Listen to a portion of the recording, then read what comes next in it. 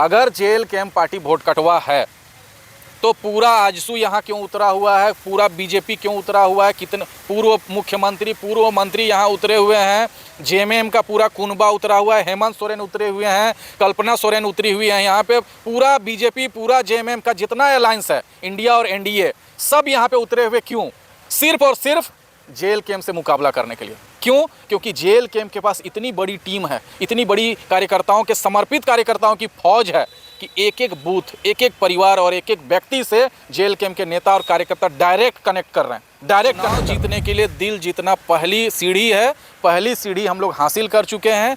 2 दिनों का बस खरीद फरोख्त हमें रोकना है। दारू हड़िया पैसा का जो खेल 2 दिन होता है उसको बस रोकना है, और यही दिल जीतना का कन्वर्सन हमारा चुनाव जीतने में भी होगा। इसकी भी गारंटी हम लोग सम्मान दिलाने की बात कर रहे हैं। कभी उस भीड़ में खड़ी हुई उस माता के बारे में किसी ने चिंता की जिसका बेटा आज से कई वर्षों पहले यहाँ से है? और घाटशिला का आज जो है चुनाव प्रचार थम जाएगा। उसके बाद लोग जो है सोचेंगे कि इस बार हम किसे मत देंगे। मुद्दाओं पे लोग बात कर रहे थे, तमाम राजनीतिक दल जो है अपने अपने मुद्दा लेकर जनताओं के बीच जा रहे थे। इसी कड़ी में हमारे साथ संतोष महतो हैं जो रामगढ़ से चलकर घाटशिला में चुनावी प्रचार करने को लेकर यहाँ पे पहुँचे हुए थे। रामदास मुर्मू इन्होंने इनका जो कैंडिडेट है उनके फेवर में जो है यहाँ पे चुनाव कैंपेनिंग करके जो है आज ये सारे चीज़ ख़त्म हो जाएगा। उसके बाद क्या क्या मुद्दा को इन लोग पकड़ पाए हैं, क्योंकि बड़े बड़े राजनीतिक दल हैं, जेएमएम है, बीजेपी है और भी राजनीतिक दल हैं, लेकिन जेल कैंप को लोग जो है अभी तीसरा मोर्चा के विकल्प के तौर पर देख रहे हैं और तीसरा मोर्चा को एक्सेप्ट जो है राजनीतिक दलों ने किया भी है। समझने का कोशिश करेंगे किन किन मुद्दाओं के साथ इस बार जो है चुनावी कैंपेन में इन लोग प्रखरता से अपनी बातों को रखे और कितना लोगों को अपने तरफ ला पाए हैं। दादा सबसे पहले जोहार। जोहार। क्या लगता है कि लगातार आप लोग जो है झारखंड के पूरे झारखंड के जितने भी जेल कैंप के पदाधिकारी हैं सब जो है आके घाटशिला में बैठ गए हैं, अन्य दलों के भी रहे, लेकिन जेल कैंप को पहले तीसरा विकल्प के तौर पर देखा नहीं जाता था। जो है यहाँ पे त्रिकोणीय मुकाबला एक्सेप्ट नहीं कर रही थी, आज कुछ लोग इसको त्रिकोणीय मुकाबला के तौर पर एक्सेप्ट कर रही है। क्या लगता है जेल कैंप का क्या जज्बा जुनून दिखा है यहाँ पे? सबसे पहले तो सारे लोग इसको त्रिकोणीय मान चुके हैं। आप सही बता रहे हैं कि कुछ दिनों पहले तक में कि नंबर 1 में कौन सी पार्टी है, नंबर दूसरे पे कौन से है, तीसरे पे है, वो एक आकलन किया जा रहा था। लेकिन अब जब हमने सघन कैंपेनिंग किया, हमारे पार्टी ने पूरा एफर्ट लगाया, पूरे झारखंड के जितने पदाधिकारी हैं, कार्यकर्ता हैं, समर्थक हैं, जो टाइगर जयराम महतो को झारखंड के उम्मीद के रूप में देखते हैं, मानते हैं, स्वीकार करते हैं, वे सारे लोगों ने, छोटे छोटे बच्चे लेकर माताएं बहनें आई हुई हैं, बुजुर्ग आए हुए हैं, बंगला भाषी लोग आए हुए हैं, संथाल भाषी लोग आए हुए हैं, अलग अलग जाति समुदाय के लोग आए हुए हैं, और सबका एक ही मकसद है कि जिस विचारधारा के माध्यम से झारखंड में एक उम्मीद जगती है, युवाओं के सपनों को पंख मिलता है और यहाँ के लोगों की उम्मीदों को पानी मिलता है, हवा मिलता है, ऐसे विचारधारा का समर्थन करने की बात जब आती है तो सारे लोगों का यहाँ आना एकदम स्वाभाविक है। दूसरे राजनीतिक दल रैलियाँ कर रहे हैं, बड़ी बड़ी चुनावी सभाएं कर रही हैं, हेलीकॉप्टर उतर रहे हैं, बड़ी बड़ी महंगी महंगी गाड़ियों का काफिला घूम रहा है, लेकिन मेरा कहना है कि इस तरीके का अगर आप इलेक्शन कैंपेन करते हैं उससे आम आदमी को क्या फ़ायदा है। जो चुनावी सभाएं हो रही हैं जिसमें एसी घरों से निकले हुए लोग हेलीकॉप्टर से पहुंच रहे हैं और बड़े बड़े दावे कर रहे हैं, सम्मान दिलाने की बात कर रहे हैं, कभी उस भीड़ में खड़ी हुई उस माता के बारे में किसी ने चिंता की जिसका बेटा आज से कई वर्षों पहले यहाँ से पलायन कर चुका है? उस भीड़ में खड़ी हुई जो पत्नी है, उसका पति बेंगलोर में, चेन्नई में, नागपुर में काम कर रहा है, उनकी चिंता कोई कर रहा है क्या? उनकी बात कोई सुन रहा है? जो बहनें अपने भाइयों को देखने के लिए तरस रही हैं, क्योंकि उनके भाई यहाँ से पलायन कर चुके हैं। किसी गांव में आप चले जाइए, गांव इतने सुंदर हैं, हरा भरा पूरा विधानसभा है, पूरा का पूरा घाटशिला नेतरहाट से कम 20 गुना ज़्यादा खूबसूरत है। यहाँ डैम है, पहाड़ हैं, जंगल हैं, खूबसूरत घर हैं, खूबसूरत सड़कें हैं, कच्ची सड़कें हैं लेकिन खूबसूरत हैं। लेकिन यहाँ के लोग जितने सरल हैं, सहज हैं, उनकी भाषा इतनी अच्छी है, लेकिन उनके चेहरों पे निराशा है।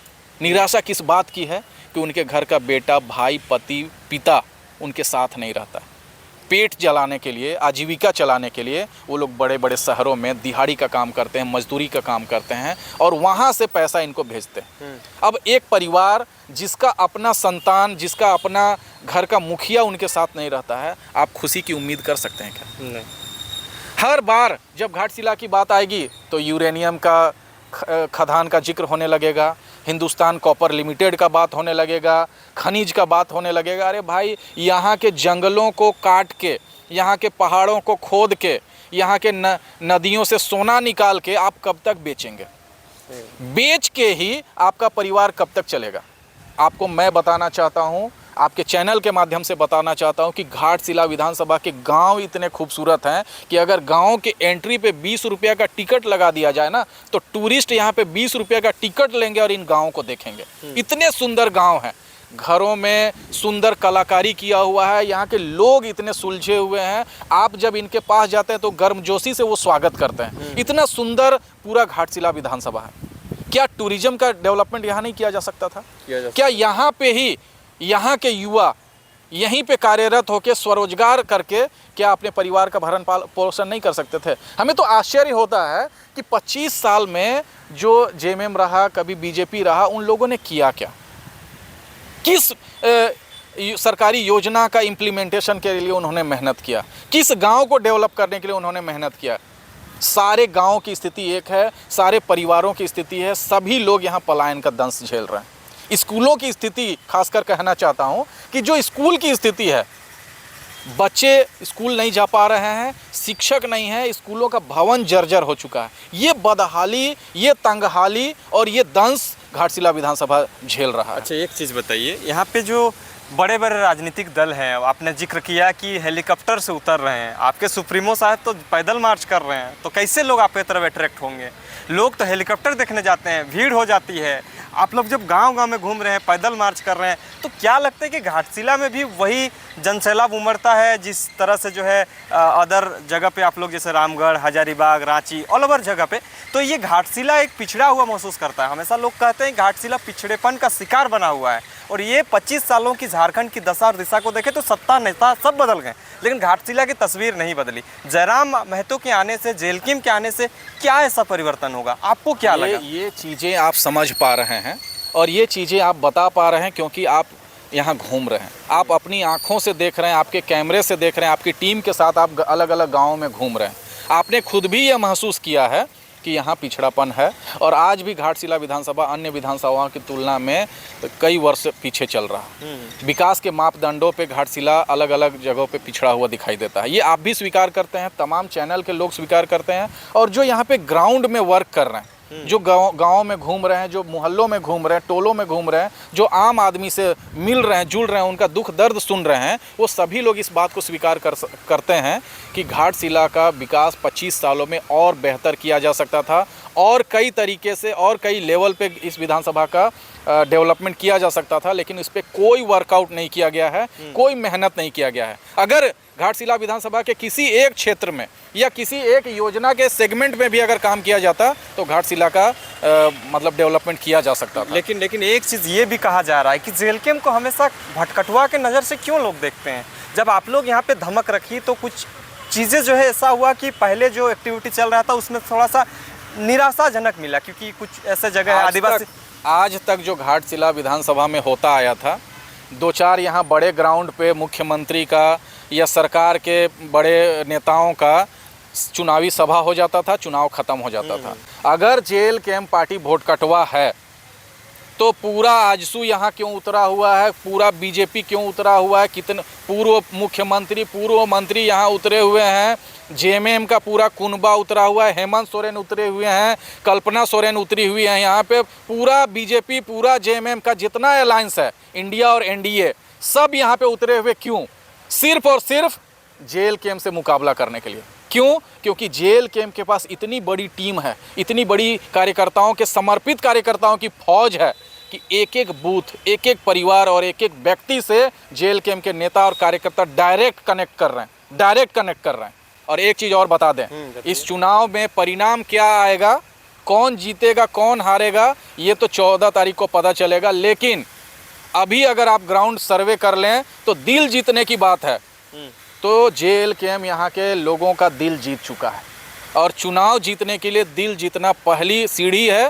पहली सीढ़ी हम लोग हासिल कर चुके हैं। 2 दिनों का बस खरीद फरोख्त हमें रोकना है। दारू हड़िया पैसा का जो खेल 2 दिन होता है उसको बस रोकना है और यही दिल जीतना का कन्वर्सन हमारा चुनाव जीतने में भी होगा। इसकी भी गारंटी हम लोग ले रहे हैं। लेकिन ये भी तो आपने जिक्र करा कि आजसू क्यों इतना ज़्यादा दमखम के साथ घाटशिला में उतरी हुई है। आजसू तो एनडीए के गठबंधन का एक पार्ट है, तो क्यों ना आए? आप लोग JLKM को थोड़ी टारगेट करने के लिए वहाँ पहुँचे हुआ है। उन लोग तो अपने एनडीए जो बीजेपी है उसको समर्थन करने आया है। क्षेत्रीय पार्टी के गठन का आधार क्या है?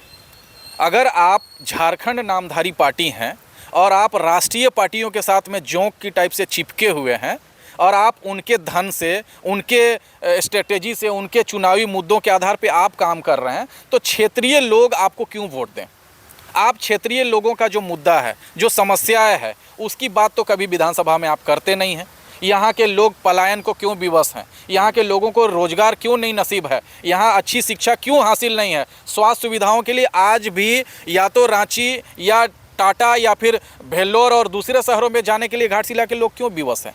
इन मुद्दों पे बात करने के लिए जो सबसे संघर्षशील पार्टी दिखाई देती है वो JLKM पार्टी है। और वोट कटवा कौन है ये पिछले विधानसभा चुनाव में हमने स्पष्ट जाहिर कर दिया है। जो वोटों का प्रतिशत आया उस आधार पे आप आकलन कर लीजिए कि वोट कटवा कौन है। अच्छा, एक चीज़ बताइए, आप लोग कहते हैं गरीब का पार्टी है JLKM। सैकड़ों की संख्या में जब आपके पीछे काफिला चलता है टाइगर के पीछे, तो वो कहाँ से आते हैं? दूसरी बात ये भी सवाल कर रहे हैं विपक्ष के नेता कि बड़े बड़े होटलों में रुकते हैं और कहते हैं कि हम गरीबी में जी रहे हैं, हम जो है गरीब के घर में रुक के जो है चुनाव प्रचार कर रहे हैं। कुछ लोग ये भी कह रहे हैं कि होटल क्रूज जैसे नामक होटल में आप लोग रुक के जो है चुनावी प्रचार को अभी जो है आप लोग कर रहे थे। तो ये कहाँ तक सत्यता है? इसमें कितना ज़्यादा आप समझ पा रहे हैं कि ये साजिश है या फिर सही है? जो लोग होटल क्रूज, हमने तो नाम भी नहीं सुना है, लेकिन शायद जो लोग जहां रुक रहे हैं उसका फ़ोटो विजुअल्स भी उपलब्ध कराया जाए। जो हमने देखा है कि माताएं बहनें ज़मीन पे दरी बिछा के सो रही हैं। ठंडे का समय है, छोटे छोटे बच्चे उनके साथ में सो रहे हैं। एक साथ खाना बन रहा है, भात दाल सब्जी खाना खा रहे हैं और संघर्ष कर रहे हैं। रात रात तक ठंडे में पैदल चल चल के लोग चुनावी कैंपेनिंग कर रहे हैं। जो ग्राउंड रिपोर्टिंग आपने भी किया, आप भी देख रहे हैं। जो काफिला चल रहा है, जो काफिले की बात करते हैं, वो कार्यकर्ताओं का अपना गाड़ी है। ना तो किसी को तेल मिल रहा है, ना होटल में रहने का, लॉज में रहने का या कहीं अल्टरनेटिव व्यवस्था करने का पार्टी की तरफ से कुछ सुविधा मिली है। और ये परिपाटी और ये परंपरा JLKM में है ही नहीं, क्योंकि ये कार्यकर्ताओं द्वारा जो आम झारखंडी हैं, जो झारखंड में अपनी अस्तित्व की लड़ाई लड़ना चाहते हैं, अपनी मजबूती के लिए संघर्ष करना चाहते हैं, उन लोगों के द्वारा निर्माण किया गया पार्टी है।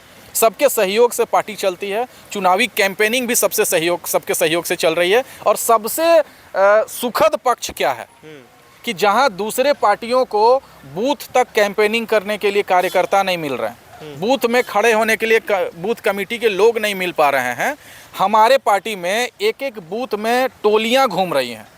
20, 25, 50 लोगों का संख्या एक एक बूथ पे कैंप कर रहा है। तो इतने कार्यकर्ता क्यों आए? क्या पैसे से लाए गए? सिर्फ और सिर्फ विचारधारा की बात है। टाइगर जयराम महतो की जो विचारधारा है उससे प्रभावित लोग हैं, मोटिवेटेड लोग हैं, जो लोग डोर टू डोर कैंपेनिंग अपने स्व प्रेरणा से, हमारी कोई ब्रीफिंग नहीं है, कोई निर्देश नहीं है, लेकिन अपनी स्व प्रेरणा से एक एक पंचायत, एक एक गांव, एक एक बूथ, एक एक परिवार और एक एक व्यक्ति से कनेक्ट करने का काम यहाँ के JLKM के कार्यकर्ता कर रहे हैं, पार्टी के पदाधिकारी कर रहे हैं। कुछ लोग ये भी कह रहे हैं कि आप लोग जो है सत्ता पक्ष के बी टीम है और उन लोग को जो है प्रायोजित करके आपको भेजा गया है ताकि विपक्ष के नेताओं को डैमेज किया जाए। आजसू बीजेपी जैसे बड़े नेता, बड़े पार्टियों के प्रत्याशी को उस तरह का मत ना मिले और आप लोग जिस तरह से जो है ऐसे इलाके हैं जिसमें कुछ लोग कह रहे हैं कुर्मी जो बहुल इलाका है उस सब में जाके अच्छा कैंपेनिंग कर रहे हैं और उस सब वोटर को कन्वर्ट करने का काम कर रहे हैं। मतलब ये कितना सत्य है? मिसाल देना चाहेंगे कि स्टेडियम के बाहर जो दर्शक बैठे हुए रहते हैं ना, वो मैच देखते हैं तो उनको लगता है कि इस बॉल पे तो हम छक्का मार सकते थे या इस बॉल में तो हम फलाना बैट्समैन को आउट कर सकते थे, लेकिन उन्हीं को जब बैट पकड़ा दीजिएगा तो हाथ कांपने लगता है। तो जो लोग बयानबाजी कर रहे हैं कि वोट कटवा है तो बी टीम है, सी टीम है, ए टीम है, उन लोगों को राजनीति का ABCD पता नहीं है, क ख ग घ पता नहीं है। नहीं तो उनको इस बात का एहसास होता, अनुमान होता और इस बात से वो वाकिफ़ होते कि जो पार्टी अपने दम पे बिना किसी गठबंधन के सिर्फ और सिर्फ अपने दम पे पूरा विधानसभा चुनाव लड़ती है और 8 से 10% वोट लाती है, वो वोट कटवा कैसे, उसको वोट जोड़वा बोलते हैं। हम लोग वोट जोड़वा हैं। हम लोग जाति और पार्टी के नाम पे जो भेद किया जाता है उस भेद को ख़त्म करने वाले लोग हैं। हम लोग जोड़ने की राजनीति करने वाले लोग हैं। जो जातियों के बीच में धर्म के लोगों के बीच में जो खाई बनाने का काम किया जाता है दूसरे राजनीतिक दल के द्वारा, उस खाई को भरने वाले हम लोग हैं। हम लोग झारखंडियों को एकजुट करने वाले लोग हैं और हमारी राजनीति अलग तौर तरीके से चलती है। जो दूसरे लोग पैसे के दम पे, दारू हड़िया मुर्गा के दम पे, होटलबाजी के दम पे जो लोग राजनीति में टिके हुए हैं, वो समर्पित होकर जो लोग पार्टी में और राजनीति में समर्पित होकर बदलाव के लिए लड़ रहे हैं, उनके साथ उनकी कोई तुलना नहीं की जा सकती और ना ही वो उनके मेहनत का अनुमान लगा सकते हैं। कितना वोटों से जीत रहे हैं या हार रहे हैं जेल के?